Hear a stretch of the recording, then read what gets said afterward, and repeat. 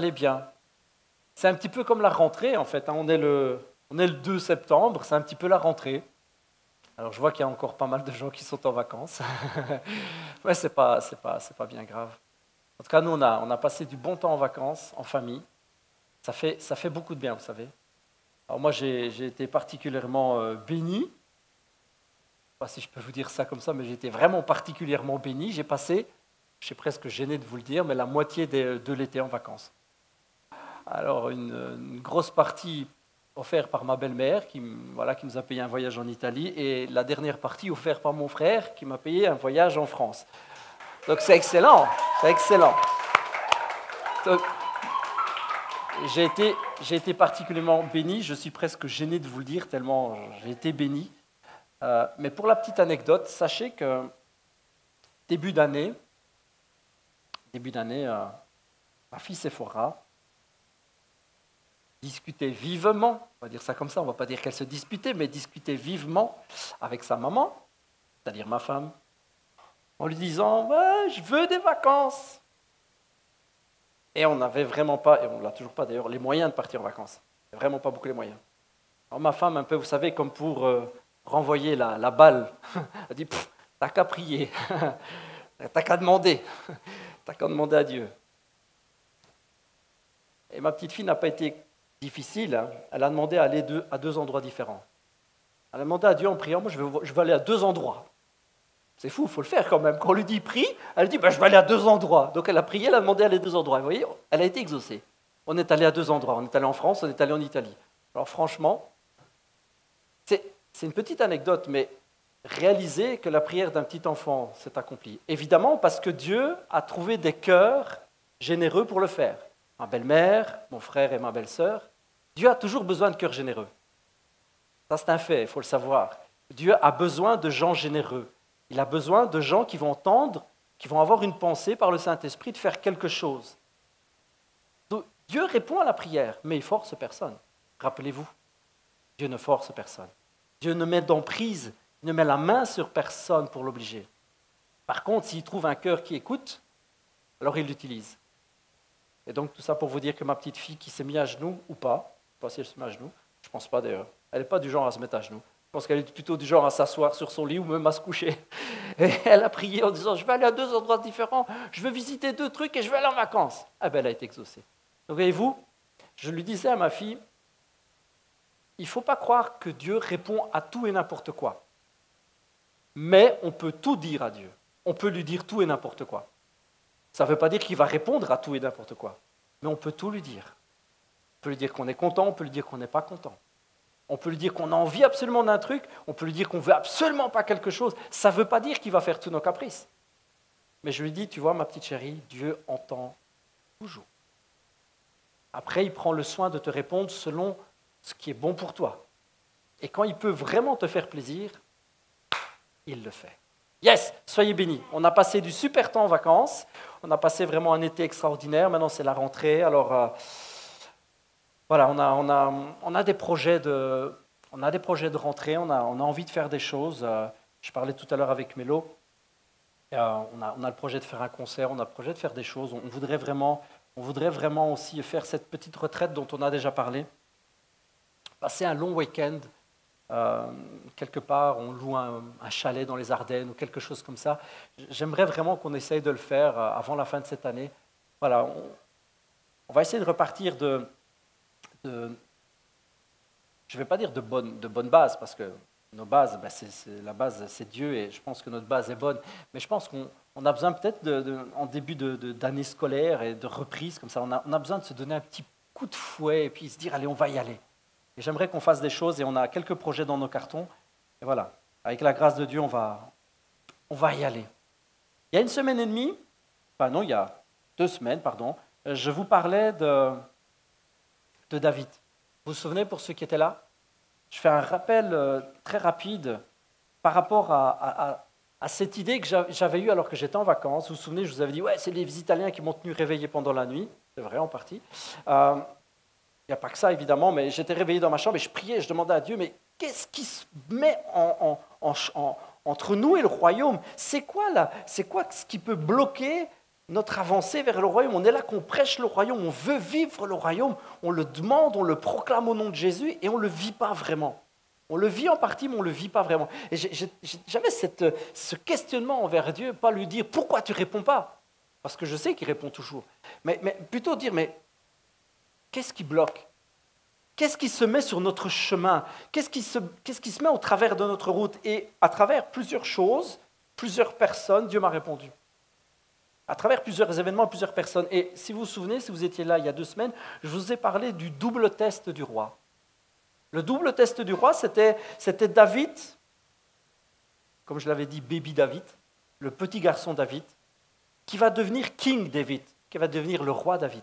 Et entre les deux, entre le jeune David, qui a un cœur selon Dieu, qui accède au royaume, il y a un chemin. Et sur ce chemin, David rencontre, je dirais vraiment principalement 2 tests. Et je l'avais appelé, je vous l'avais dit il y a 2 semaines, c'est le double test du roi. Avant d'accéder au royaume, avant de rentrer dans le royaume, il avait 2 tests. Et je vous avais parlé la semaine passée, il y a 2 semaines, assez globalement, je vous avais parlé sur le fait de relâcher et de pardonner. C'était le premier test de David. Alors qu'il se tenait, pour ceux qui connaissent le récit et pour ceux qui étaient là, alors qu'il se tenait devant son frère Eliab, alors qu'il était face à lui, alors que Eliab était là comme le rappel de son passé, le rappel de sa souffrance, le rappel des moqueries, le rappel de tout ce qui avait été dit sur lui, le rappel de tout son arrière-plan de garçon rejeté, d'exclu de la famille, alors qu'il était face à son passé, et alors que Dieu l'avait envoyé plusieurs fois apporter des sandwichs au fromage beurre. Vous vous souvenez, je vous disais, il vient avec ses gouttes à beurre sous le bras, alors qu'il vient apporter du fromage et du pain à ses frères, alors que plusieurs fois il est envoyé, alors qu'il vient les servir, alors qu'il vient se mettre au service de ceux qui ont été méchants pour lui. Dieu guérit son cœur, le Saint-Esprit guérit son cœur, et alors qu'il fait face à son passé, il peut dire à son passé, « Tu n'as plus d'emprise sur moi. Je suis libre de ton emprise. Je suis libre du pouvoir que tu avais sur moi. » Et c'était très fort. Je vous expliquais tout ça en vous disant que David se tient face à son frère et lui dit « Quoi ? Qu'est-ce que je fais de mal ? C'est quoi ton problème ?» Et la Bible nous dit à ce moment-là que David tourne le dos à son frère. Et il va poser les mêmes questions à d'autres personnes. Il tourne le dos à son passé en lui disant « Je ne fais rien de mal. » C'était toute une force de déclaration qui disait à son passé, qui disait à toutes les mauvaises choses, mauvaises paroles qui avaient été prononcées sur lui, vous n'avez plus d'atteinte sur moi. Vous n'avez plus d'emprise sur moi. Parce que la Bible, Jésus, Dieu veut que nous relâchions notre passé. Il veut que nous relâchions et l'offense et l'offenseur. La Bible nous invite, Jésus lui-même nous apprend cela, il nous enseigne cela. Nous avons à relâcher l'offense et l'offenseur. Et c'est très fort dans la vie de David face à Eliab. Les paroles d'Eliab sont le rappel en lui disant « Tu es qui toi, gamin ?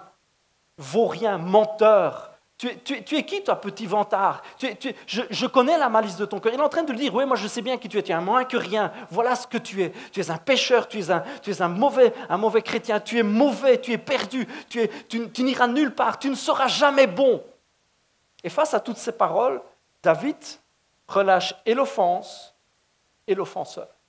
Il relâche, tourne le dos à son passé en lui disant « Je n'ai plus à être esclave de toi. » Et je vous lançais cette question, je me la lance en permanence. Sommes-nous guéris de notre passé ? Je disais, je sais parce que quelqu'un est venu m'en parler, je disais, si on en parle et que cela nous fait souffrir, on n'en est pas guéri. Et je voudrais insister sur le fait, je ne l'ai peut-être pas fait assez il y a 2 semaines, ce n'est pas un reproche que je vous fais.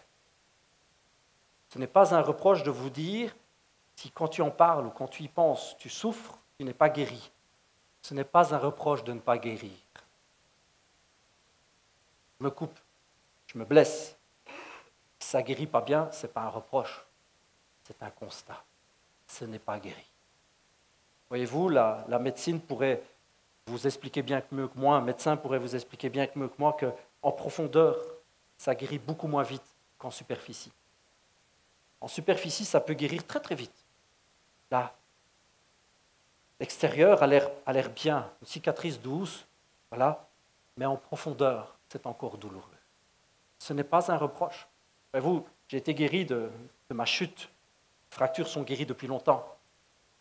Et quand je tends le bras très fort, il y a comme un rappel qui me dit hey, « t'es quand même tombé du premier étage. » Voyez-vous, à l'extérieur, c'est guéri. Mais à l'intérieur, ça prend du temps.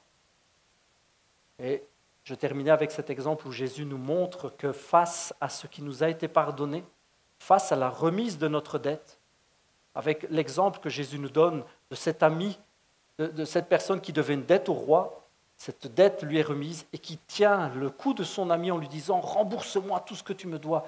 Et je vous disais, voilà, face à tout ce qui nous a été pardonné, tout ce qui a été mis sur notre vie, toute la grâce, Dieu nous demande, il veut pour nous, c'est son but pour nous, il veut que nous vivions selon lui, selon son cœur, et que nous apprenions à relâcher. Relâcher. Et oui, ça coûte. Et oui, ça fait souffrir. Et oui, ça mettra du temps, mais il faut relâcher. La Bible nous apprend cela. La vie de David nous apprend cela.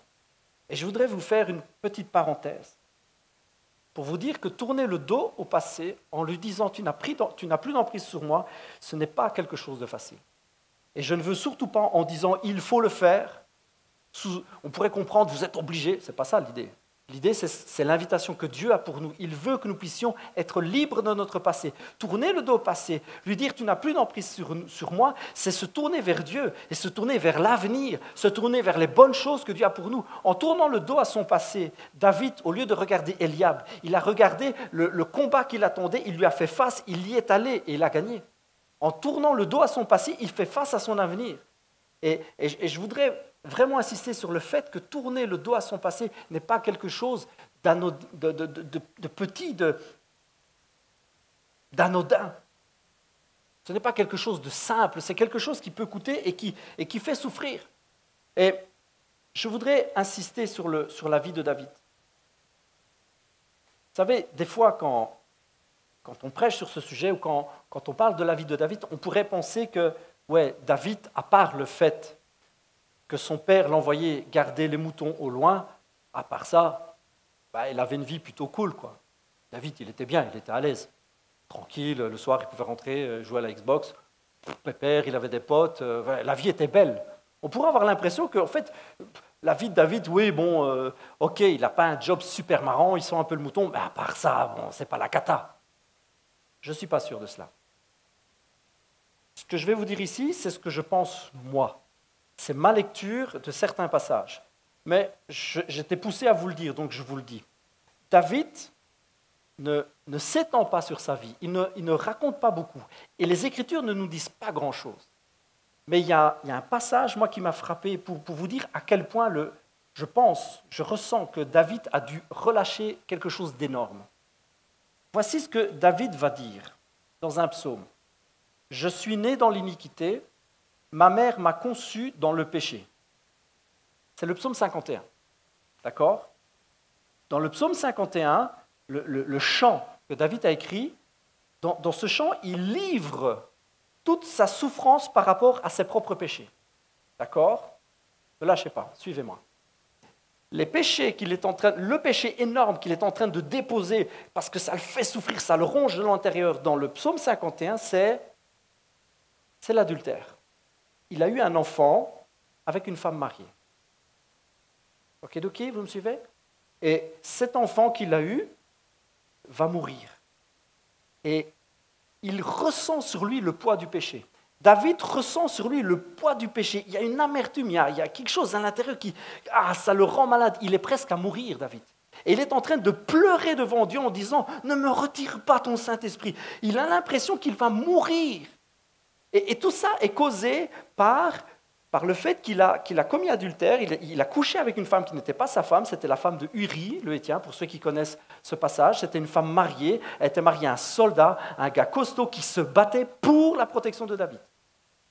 Quand vous regardez dans les gens qui étaient dans la garde, entre guillemets, rapprochée de David, parmi tous ceux qui étaient proches de lui, on retrouve le nom de Uri, le Héthien.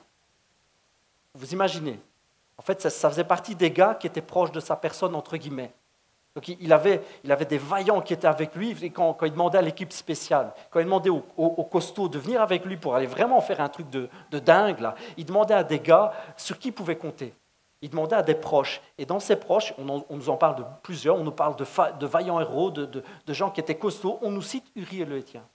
C'était un gars estimé, c'était un gars courageux, c'était un gars costaud. Et David va coucher avec la femme de ce gars-là, avoir un enfant. Et puis comme mince, elle tombe enceinte, il fait assassiner le gars. C'est quand même du lourd, hein, on est d'accord? C'est du lourd. Et David est rongé par cela. Et alors qu'il est en train de répandre son cœur en disant « Ouais, c'est pas bon, ça me bouffe de l'intérieur », il nous dit « Oui, je sais ce que c'est.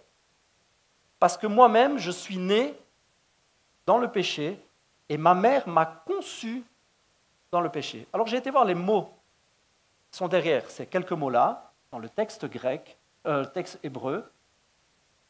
Né, c'est vraiment né. Hein, et ma mère m'a conçu, c'est vraiment le terme accouplement. C'est l'acte sexuel. C'est vraiment, c'est pas elle est tombée enceinte. Non, non. Si vous voulez, j'ai été conçu, il y a eu un accouplement dans le péché. C'est ce qu'il dit. M'a conçu dans le péché. Et le mot péché là, c'est le mot chet, qui veut dire crime, criminel. Donc le mot concevoir, c'est yacham, accouplement, c'est vraiment un accouplement. Et le mot péché, c'est pas juste faute, c'est le mot qui, parce qu'il y a plusieurs fois, on dit péché à plein d'endroits dans la Bible, parfois c'est péché, parfois c'est faute, parfois c'est crime. Ici, c'est le mot crime, criminel. Il est en train de dire que sa conception est criminelle. Alors, je n'ai pas de preuves, je ne peux pas dire plus que cela, mais ce que moi je pense, c'est que le rejet de David vient du fait, c'est ce que je pense, hein, que voilà, c'est une grosse parenthèse pour vous dire que ce que nous faisons en déposant notre passé n'est pas quelque chose de petit. Ce que je ressens et ce que je pense quand je lis tout ça, alors que David est en train de parler, oui, je sais, j'ai commis adultère, d'ailleurs moi-même j'ai été conçu dans le péché, ce que je sens, c'est que c'est un enfant qui est né d'une union illicite. Et je pense, je suis quasi certain que sur tous les frères qui étaient honorés, qui étaient aimés de leur père, il était le seul rejeté, parce qu'il était né d'une union illicite. Alors, on peut imaginer David faire face à son passé et à l'emprise que le passé a sur lui, en lui rappelant, on sait qui tu es, toi. Tu es le rejeton de la famille. Tu es celui qu'on ne veut pas. Tu es celui qui salit la famille, qui salit. Tu es juste celui qu'on voudrait faire disparaître. Voyez, moi, en vous le disant, j'ai le cœur en feu parce que je ressens tout ça. J'ai l'impression que David, il a tellement été touché par la grâce de Dieu que Dieu l'ait choisi alors qu'il était rejeté. Vous voyez le contraste entre ce garçon qui pour moi, ressort d'une union illicite alors que peut-être sa maman avait couché avec un homme ou son père avait couché avec une femme, on ne sait pas. C'est ce que je ressens, c'est ce que je pense. Alors qu'il serait peut-être, selon moi, né d'une union comme cela, alors qu'il est rejeté, qui peut avoir toute la misère du monde parce qu'on l'envoie comme un vulgaire serviteur, parce qu'il est l'enfant que personne ne veut, alors que tous ses frères le rejettent, Dieu le choisit. Et parce que Dieu le choisit, parce que la grâce de Dieu est sur lui, il peut prendre vie, il peut prendre courage, il peut recevoir guérison en disant « Oui, c'est vrai, peut-être que je n'ai pas été voulu à la base de mes parents. Peut-être. Mais Dieu a voulu de moi. » Et vous voyez, c'est ce contraste qui nous donne. C'est le contraste entre ce qui nous est offert et ce que nous avons, nous, à pardonner. C'est le contraste entre ce que Dieu nous offre, toute sa grâce et sa bonté. C'est ce contraste-là qui nous amène et qui nous pousse à pouvoir relâcher. Je voulais vraiment insister là-dessus en vous disant que ce n'est pas petit ce que Dieu nous demande. Mais ce n'est pas impossible. Ce n'est pas petit dans le sens que ce n'est pas quelque chose qui ne coûte rien. C'est quelque chose qui coûte. Abandonner son passé et sa souffrance, relâcher l'offense et même l'offenseur, c'est quelque chose qui nous coûte cher. Ça nous coûte en émotion, ça nous coûte en pleurs, ça nous coûte en larmes, ça nous coûte en brisement de cœur, ça nous coûte. Mais Dieu ne nous demande pas de passer à la caisse sans savoir payer lui-même en premier lieu. N'oubliez jamais que quand Dieu nous demande de faire quelque chose, c'est-à-dire quand il veut un état de cœur, quand il veut que notre cœur se dispose à quelque chose, c'est parce que lui-même, il a payé d'abord. Et parce que lui-même nous donne le moyen de pouvoir y parvenir. Parce que le deuxième test, voyez-vous, je voudrais justement insister sur le fait que ce n'est pas par nos forces. Le double test du roi, c'est relâcher, mais pas par nos forces. C'est y aller, mais pas par nos propres forces.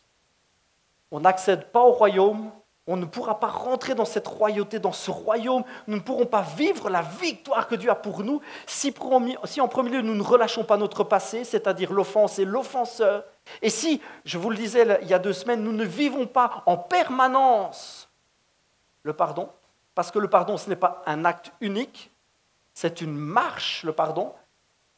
Si Dieu avait payé pour moi une fois unique, je ne serais pas là pour vous en parler, parce qu'en fait, il y a des tas de moments où Dieu paye encore pour moi. Dieu paye encore pour moi. J'en fais encore des boulettes, donc Dieu paye. C'est une marche, le pardon. On marche dans le pardon. C'est pour ça que la Bible nous dit que Dieu couvre, comme l'océan couvre le fond des mers, il a enfoui nos péchés tout au fond. C'est un océan, c'est en mouvement, c'est immense, c'est énorme. Et les vagues passent, et les vagues passent, et les vagues de sa grâce et de son amour passent. Et c'est un chemin permanent. Nous marchons dans l'amour, alors que nous marchons dans le pardon. Nous apprenons à lui faire confiance et à nous abandonner à lui. Le deuxième test, c'est le test de l'abandon. La question est simple. Est-ce que nous sommes capables d'y aller en lui faisant confiance, en relâchant et en lui faisant confiance, ou est-ce que nous y allons en nous faisant confiance, en nous disant « j'y arriverai ». David, on le retrouve, voilà, il a fait face à son passé, il abandonne son passé, il dit à son passé « tu n'as plus d'emprise sur moi ». Où est tout ce qu'on a pu me dire, même le rejet de ma naissance, tout est payé par mon Père. Mon Père a tout payé, je suis pardonné, et face à la richesse de sa grâce, j'abandonne tout, je relâche tout, l'offense et l'offenseur, et j'apprends, et je m'abandonne moi-même, et j'apprends à lui faire confiance. David se retrouve, après avoir abandonné tout face à Eliab, il se retrouve face à Saül.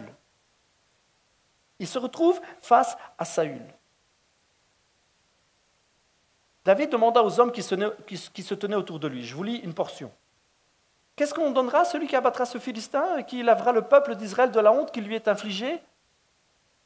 Qu'est donc cet incirconcis, parle de Goliath, ce Philistin pour oser insulter les bataillons du Dieu vivant? On répéta à David ce qui était promis comme récompense à celui qui tuerait le géant. Ce que David dit se propagea rapidement et parvint jusqu'aux oreilles de Saül, qui aussitôt le fit venir. David lui dit que personne ne perde courage à cause de ce Philistin. Moi, ton serviteur, j'irai et je me battrai contre lui. Je le combattrai. Mais Saül lui répondit, tu ne peux pas y aller. Tu ne peux pas lutter contre ce Philistin. Tu n'es qu'un gamin, alors que lui, c'est un homme de guerre depuis sa jeunesse. David répondit à Saül, écoute un peu ici, toi. Quand ton serviteur gardait les moutons de son père et qu'un lion ou même un ours survenait pour emporter une bête du troupeau, je courais après lui. Je l'attaquais, j'arrachais la bête de sa gueule, et si le fauve se dressait contre moi et faisait le malin, je le prenais par son poil et je le frappais jusqu'à ce qu'il soit mort. Puisque ton serviteur a tué des lions et même des ours, il abattra bien cet incirconcis de Philistin comme l'un d'eux, car il a insulté les bataillons du Dieu vivant. Puis David ajouta, « L'Éternel qui m'a délivré de la griffe du lion et de l'ours me délivrera aussi de ce Philistin. » Finalement, Saül dit à David, « Vas-y donc et que l'Éternel soit avec toi. » C'est extraordinaire, la détermination de David. La détermination de David. David, il dit, wow, j'en ai déjà rencontré dans ma vie, des lions et des ours. J'en ai rencontré et Dieu m'a délivré. Et j'ai appris, j'ai vécu dans cette victoire, et dans ces victoires les unes après les autres, et je suis sûr aujourd'hui que Dieu sera avec moi. Je suis sûr que Dieu sera avec moi. Alors c'est vrai, nous, on n'a pas tous les jours à affronter l'ours et le lion. Parfois, vous avez un patron qui est un vrai lion, c'est-à-dire il vous dévore, il vous gueule dessus, soit. Et puis parfois, vous avez une belle-mère, pas moi, parce que ma belle-mère, elle est clean, mais qui est un vieil ours mal léché, qui... Bon, voilà. Donc on rencontre des ours et on rencontre des lions. C'est parfois notre voisin, le lion, parce qu'il crie tout le temps, parce qu'on gare mal notre voiture. Alors, on se dit, celui-là, alors... Ou alors, c'est un homme ou une femme qu'on rencontre et qui nous fait une queue de poisson. On dit, celui-là, quel ours mal léché. Alors, là, qui est vieux râleur. On rencontre des gens comme ça. Mais chaque fois que Dieu nous aide à passer au-dessus. Chaque victoire que nous prenons, ce sont des étapes. C'est nous avancer à chaque fois vers le but et vers de plus grandes victoires. À chaque fois que nous prenons possession de petites victoires comme cela, Dieu nous permet d'avancer. Voyez-vous, Dieu a permis dans la vie de David des lions et des ours pour qu'il apprenne à lui faire confiance. Et Dieu permet parfois dans nos vies des choses plus anodines, plus petites peut-être, mais qui nous permettent de nous abandonner à lui jour après jour en nous disant « Ouais, tout compte fait, j'ai quand même vachement du mal avec ma belle-mère, donc j'ai besoin que Dieu me change. » Et voilà, face à un ours de belle-mère, face à un ours, on apprend à prendre des petites victoires en nous appuyant sur la main de Dieu. Ou alors on a du mal avec un collègue, on a du mal avec un voisin, on a du mal avec un ami, on a du mal avec ses propres enfants. Et face à notre incapacité, on apprend à nous appuyer sur lui. Le but de toutes ces petites choses, le but de cela, c'est nous apprendre à nous abandonner de plus en plus à Dieu et à lui faire confiance. Ça ne veut pas dire que c'est Dieu qui envoie le lion et l'ours.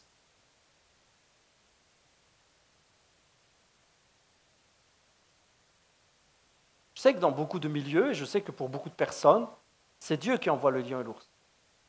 Ça fait partie de la formation. Moi, vous avez entendu, j'ai dit, Dieu a permis dans la vie de David des lions et des ours. Je ne pense pas que c'est Dieu qui envoie le lion et l'ours. Parce que ce serait quand même un peu vachement bizarre même. Laissez-moi vous dire que si Dieu envoie d'une main le lion et l'ours, et de l'autre main, il donne à David le pouvoir de se battre, c'est un peu s'il se battait contre lui-même. Là.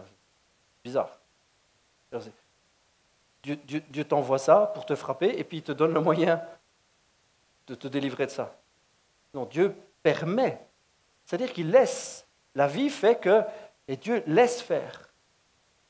Et si nous nous appuyons sur lui, alors il prépare le moyen de nous sortir de toute affaire, de tout problème. La Bible nous dit qu'avec les épreuves, Dieu permet le moyen de nous en sortir. Parce qu'il n'y a aucune épreuve, il n'y a aucune difficulté, il n'y a aucun problème dans la vie qui arrive et qui ne soit insurmontable, qui soit inhumain. Les choses qui nous arrivent, ça fait partie de la vie, ce n'est pas inhumain, c'est même humain, ça fait partie de la vie. Et alors que les choses arrivent, Dieu laisse faire des tas de choses. Et si nous crions à lui, si nous regardons à lui, alors il nous donne le moyen de nous en sortir. Mais il ne nous donne pas et la douleur et l'aspirine. Ça n'a pas de sens. Dieu ne nous donne pas et la maladie et la guérison. Ça n'a pas de sens. Dieu ne nous donne pas et l'ours et le bâton pour taper dessus. Ça n'a pas de sens. Mais alors que des lions, alors que des ours s'amènent, tout comme David, nous pouvons apprendre à nous abandonner et arrêter de nous battre avec nos propres forces pour arriver à nous battre avec sa force à lui. Alors, voyez-vous, se battre avec sa force, c'est en fait le laisser se battre pour nous. Le principe est de le laisser faire dans notre vie. Le laisser de plus en plus faire. Le laisser agir, le laisser faire, le laisser nous transformer, le laisser nous changer et apprendre à nous faire confiance. Et ce qui est extraordinaire, c'est que David, face à Saül, face au roi, face à l'image du roi, David va se confier en Dieu. Si vous remettez les choses dans leur contexte, il n'y a personne qui aurait refusé de porter l'armure de Saül. Personne n'aurait refusé. La Bible nous dit ceci, il lui fit revêtir de sa propre armure. Il lui fit mettre un casque de bronze et endosser sa cuirasse. Et par-dessus son équipement, David ceignit aussi l'épée de Saül. Moi, je trouve ça génial. J'imagine la scène. Qu'on apporte mon armure. Le roi a parlé. Le roi a parlé. On apporte l'armure du roi. Elle était sous scellée, elle était sous une bulle de verre, avec des petits. Vous savez, comme dans les. Vous me suivez? Comme dans les films, là, on voit des petits spots, là, ça éclaire l'armure, on la regarde, on passe. Oh, c'est l'armure du roi. Elle était exposée, la superbe armure. Puis il y a deux gars avec des petites oreillettes, là, deux grands. Ils arrivent, ils ouvrent, on a demandé l'armure du roi. Ils viennent, pouf, ils prennent l'armure. Ils arrivent et ils la mettent sur David. Oh, vous imaginez le camp sauter. On a sorti l'armure du roi. Oh, Grand moment d'émotion, quelques petites larmes se perdent, puis David qui passe ses bras, l'armure est mise sur lui. Certainement une belle cape rouge et tout, c'est génial. Et puis on dit quoi? Aller chercher le casque du roi. Oh, le casque du roi! On va prendre le casque du roi qui était à côté, dans la petite armoire avec les petites lampes, et on porte le casque du roi. Et puis là, vraiment, tout le monde est en train de pleurer tellement l'émotion est grande. Et puis on dépose le casque du roi. Le casque du roi. Alors, tout le monde, il y en a qui tombent dans les pommes, c'est extraordinaire, les gens crient, la foule est en délire. Et puis on dit, allez chercher l'épée du roi. Voilà, c'est la totale. On va chercher l'épée du roi. Ching! On apporte l'épée du roi. Fais gaffe, gamin, ça coupe. Et on lui donne. Et alors là, David, il a...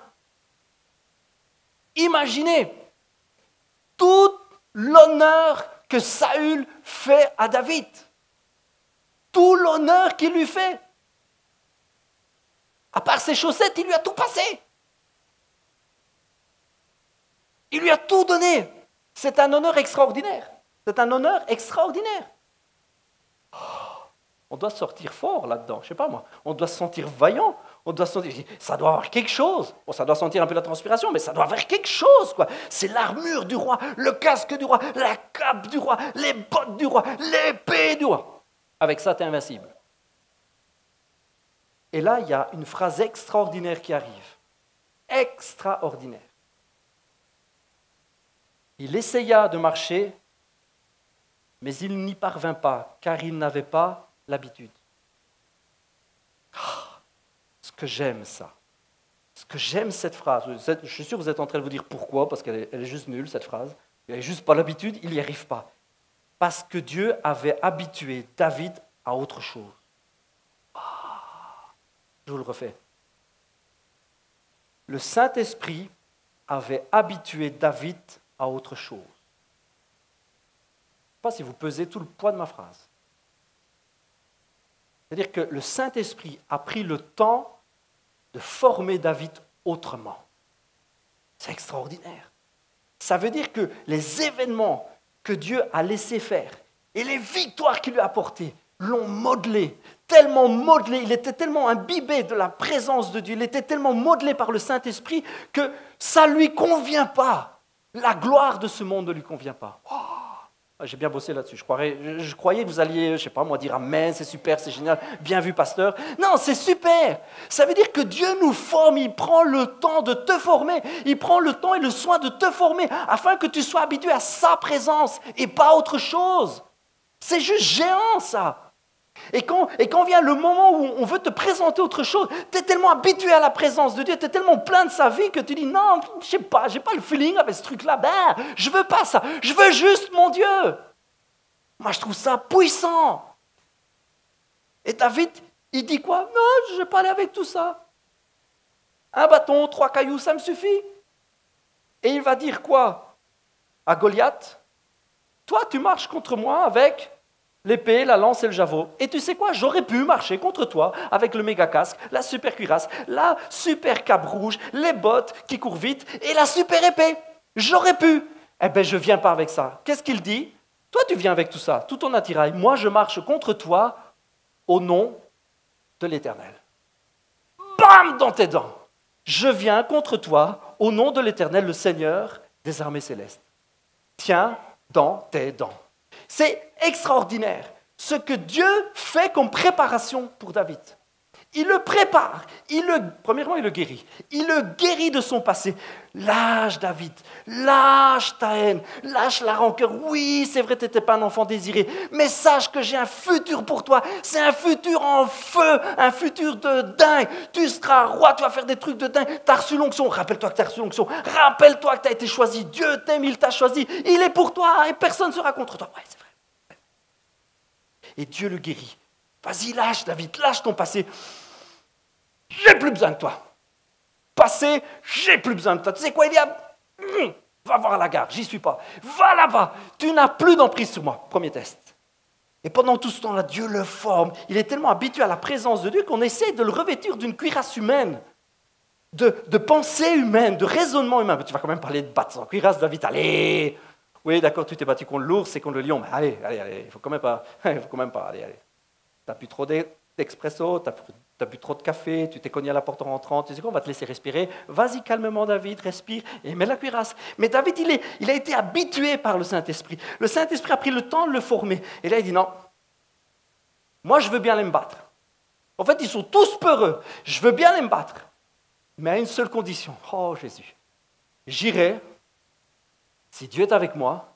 Et puisqu'il est avec moi, je n'irai qu'avec lui. Mais c'est fort ça quand même. Oh, Jésus. Ça c'est fort ça. Jésus nous forme pour que nous ne puissions aller qu'avec lui. Il forme David jour après jour afin qu'il puisse reconnaître sa voix, reconnaître ce qui n'est pas de lui et savoir dire ça, tout cet attirail n'est pas de Dieu. Je n'en ai pas besoin, je n'ai besoin que de Dieu seul. C'est ce que j'appelle le deuxième test du roi. Le premier test du roi, c'est le pardon, le relâchement, abandonner son passé, abandonner l'offense et l'offenseur, relâcher. Parce que Dieu nous a tout payé, nous pouvons relâcher les dettes des autres, nous pouvons tout relâcher, tout abandonner. Et même si c'est un passé douloureux, même si c'est un passé qui nous fait souffrir encore aujourd'hui, nous sommes en cours de guérison et nous apprenons à lui faire confiance. Relâcher, pardonner et lui faire confiance. Abandonner tous les attirails, tout ce que le monde peut nous offrir. Quand je vous dis ça, n'allez pas mettre des idées bizarres là-dessus, tout ce que le monde peut vous offrir. Ce n'est pas que le monde est tout acheté à la poubelle, ce n'est pas ça que je suis en train de vous dire. Mais je veux dire, toutes les solutions qui rejettent Dieu et qui mettent en avant le fait que vous allez y arriver tout seul. Et vous, le Saint-Esprit essaye de vous dire déjà depuis un moment, je ne sais pas pourquoi je dois dire ça, mais je dois le dire. Le Saint-Esprit essaie de dire depuis déjà un moment, il essaie de t'habituer à autre chose que des remèdes humains. Ce n'est pas que les remèdes humains sont tous mauvais. Comprenez-moi bien, allez, comprenez-moi bien, la cuirasse de Saül, évidemment qu'elle était efficace. Et je vous assure que son épée, c'était pas que pour couper le saucisson. Ça devait couper super bien. Il avait dû couper des têtes et des bras avec ça. Comprenez-moi bien, ce n'est pas que tout est mauvais, tout est acheté à la poubelle. Ce n'est pas ça que je dis. Transformez pas mes propos. Ce n'est pas que le casque sur la tête de David n'allait pas le protéger. Ce n'est pas vrai. Bien sûr que ça l'aurait protégé. Évidemment que la cuirasse l'aurait protégé. Mais s'il partait avec l'attirail, vous savez quoi? Il partait sans Dieu. Alors ça fait un moment que le Saint-Esprit essaie de te dire, tu sais, c'est vrai qu'il y a des solutions. Mais tout cet attirail ne te guérira pas, ne te délivrera pas définitivement. Je peux le faire. Tu peux t'en sortir, moi. Moi, je peux t'aider à t'en sortir. Oui, évidemment, il y a des solutions qui peuvent aider. C'est comme la médecine, c'est extraordinaire la médecine. On n'a absolument rien contre la médecine. Merci Jésus pour la médecine. Merci pour les médecins, merci. La première chose que j'ai fait quand je suis tombé, c'est prier et dire « Au nom de Jésus, douleur, tu t'en vas ». Puis comme j'avais super mal, je suis allé aux urgences. Évidemment, merci Jésus pour les urgences. Merci Jésus pour les médecins. Que Dieu continue à bénir ces gens extraordinaires. Et Dieu, je suis certain que le Saint-Esprit révèle des tas de choses à des gens sur la médecine, sur l'avancée, sur les opérations, sur comment contrer certaines maladies. Je suis sûr que Dieu bénit dans tout cela, évidemment. Mais il y a d'autres solutions. Si tu veux laisser la cuirasse et si tu veux laisser le Saint-Esprit t'habituer à quelque chose de différent, quelque chose de plus puissant, il y a une guérison. Je prends l'exemple de la médecine, c'est pour vous dire, nous ne sommes pas contre la solution humaine, mais nous savons qu'il y a mieux. Et si David aurait pu vraiment y aller avec la cuirasse, c'est vrai, il aurait pu, mais alors il n'y allait pas au nom de l'Éternel. Et là, voyez-vous, nous sommes face à un choix. Alors David, tu vas y aller avec quoi? Avec la super armure brillante, qui, ceci dit, a fait ses preuves. Ça marche super bien. L'épée, elle coupe super bien aussi. Pas plus tard qu'hier, on a coupé des tas de trucs avec. Ça marche super bien. Tu vas y aller avec ça? Tu vas juste y aller avec ta foi 2.0, enfin ton truc ringard là. Puis David, il dit, ben ouais, je vais y aller qu'avec la foi. Qu'avec la foi. Vous savez que ce qui est extraordinaire dans la suite du récit de David, c'est que quand David va aller se battre contre le géant, quand il va aller se battre contre Goliath, la foi va lui faire lancer une pierre à une vitesse, je ne sais pas comment, mais c'est extraordinaire, qui va partir comme une balle de fusil, une balle de revolver, qui va rentrer dans le crâne de Goliath. Goliath va tomber face contre terre, comme ça, baf. Ce qui est extraordinaire, c'est que David va désarmer Goliath pour lui couper la tête. C'est extraordinaire ça. C'est un détail qui peut paraître anodin, je ne vois pas ce que ça amène. Ça amène que Dieu désarme pour nous, l'adversaire. Il le rend sans force et sans pouvoir de nuire. C'est juste extraordinaire. Le récit de David, toute cette marche vers le royaume est extraordinaire. Alors que nous sommes en marche, nous voulons vivre le royaume. Nous n'arrêtons pas de le prêcher depuis des mois, et nous voulons le vivre, et nous prions et nous proclamons. Dieu nous prépare, les amis. Dieu nous guérit, et Dieu nous prépare.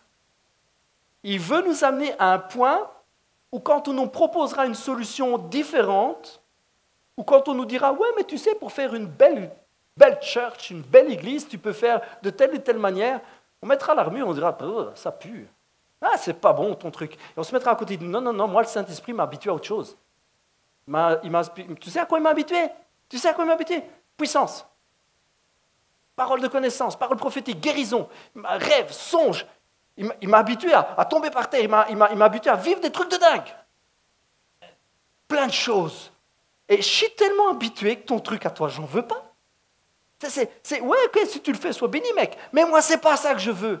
Et alors que Dieu nous guérit, Dieu nous prépare. Il nous prépare jour après jour après jour, à travers des petites choses, à travers des petites difficultés, un petit lion par-ci, un petit ours par-là. Et à travers tout cela, Dieu prépare notre cœur de serviteur. Alors que nous sommes guéris, nous faisons face à notre passé, nous disons, va-t'en, j'ai plus besoin de toi. Et nous arrivons à ce point, nous sommes amenés à ce point par le Saint-Esprit où nous nous abandonnons à 100% à lui.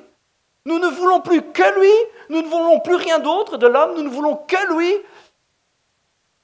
Et à ce moment-là précis, Dieu nous donne non seulement la victoire, mais il désarme l'ennemi. Waouh! Amen! Amen!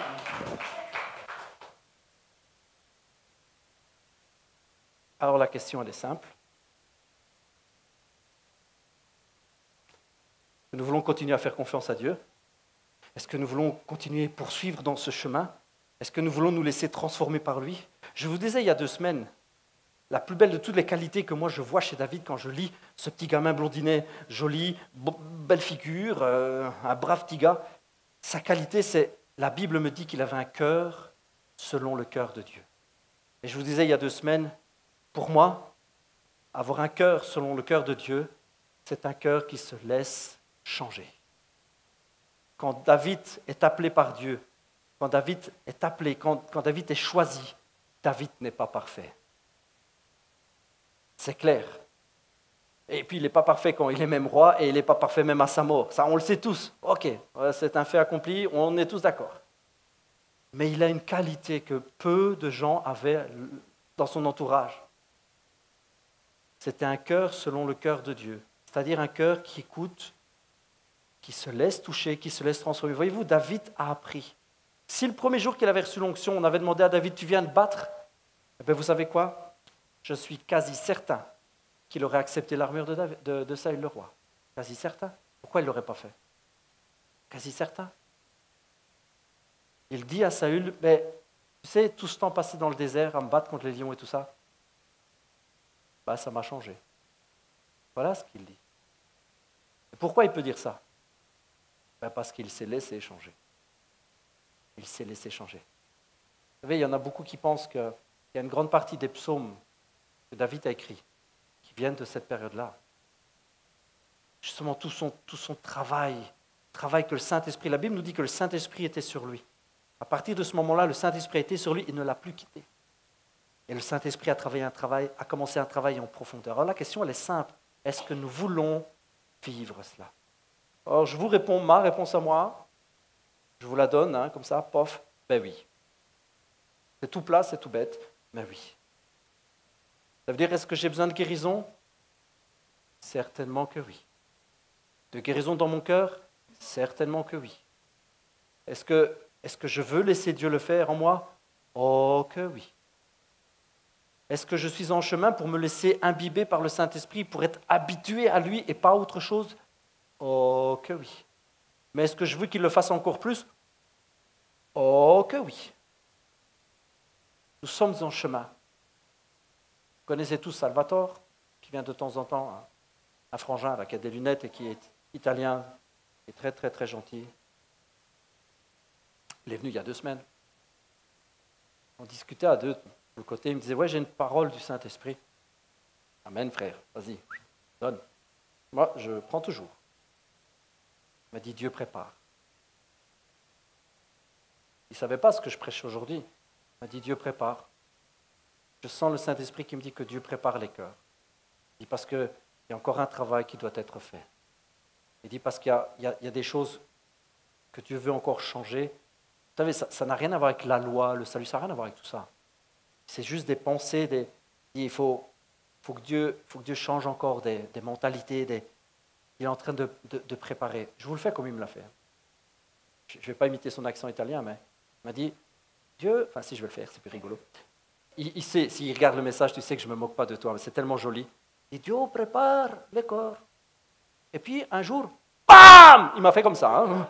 Bam, ça va tomber. Ok, c'est ça qu'il m'a dit. Il m'a dit, bam. Salvatore, si tu vois ce message, tu sais qu'on t'aime vraiment fort. On t'aime vraiment fort. C'est comme ça qu'il me l'a dit. Il dit, Dieu prépare. Dieu prépare. Les temps de préparation, ce ne sont pas des temps imposés par Dieu. Comprenez-moi bien. Je veux insister là-dessus. Ce ne sont pas des temps imposés par Dieu. Ce sont des temps que nous imposons à Dieu. Vous me suivez? Ce n'est pas Dieu qui nous impose un temps de préparation. C'est nous qui imposons à Dieu un temps pour qu'il nous prépare. Parce que nous avons besoin de changer. Et puis Dieu, il prend le temps qu'il faut. Il nous suit. Il nous suit jour après jour. Et puis quand il voit qu'on est prêt, il nous amène, il nous prend par la main. Et alors qu'on fait face à certains tests de la vie, et certainement à ce double test du roi, alors que nous voulons rentrer dans la royauté, ce que nous ne voyons pas, c'est que dans le monde invisible, il nous tient la main. La réalité spirituelle, c'est que ce test, il a passé avant nous, Jésus. Il l'a passé avant nous et il nous tient la main. Et si on pouvait le voir, les yeux pleins de larmes avec un grand sourire, il nous dirait, je sais ce que c'est, je suis passé par là avant. Mais vas-y, je suis avec toi. Voilà ce que la Bible nous dit. J'ai vaincu le monde. Prenez courage. Je serai toujours avec vous. C'est lui qui l'a dit. Toujours avec vous, jusqu'à la fin du monde. Et prenez courage. J'ai vaincu le monde. Et il marche avec nous. Et quand on fait face à ce genre de test-là, il marche à nos côtés. Amen. On va prier ensemble. Alléluia. Merci Jésus. Merci Seigneur Jésus. Alléluia. Alléluia. Merci Seigneur Jésus. Merci pour ta grâce. Merci pour ton amour. Merci pour ces temps de préparation. Merci Jésus. Merci pour ces temps de préparation où tu prends le temps, tout le temps nécessaire. Tu prends ce temps pour nous former, pour nous guérir, pour aller guérir les cicatrices en profondeur. Et tu nous emmènes jusqu'à faire face à notre passé. Et alors que tu nous tiens la main, oh Jésus, tu nous donnes la force de nous libérer de son emprise. Et tu nous emmènes avec toi en nous disant, fais de même, libère, lâche, relâche. Oh Seigneur Jésus, merci parce que je sais qu'au milieu de nous, tous, nous avons les uns et les autres des souffrances, mais certains en ont de plus grandes, des passés plus compliqués, des douleurs plus profondes, des mots destructeurs.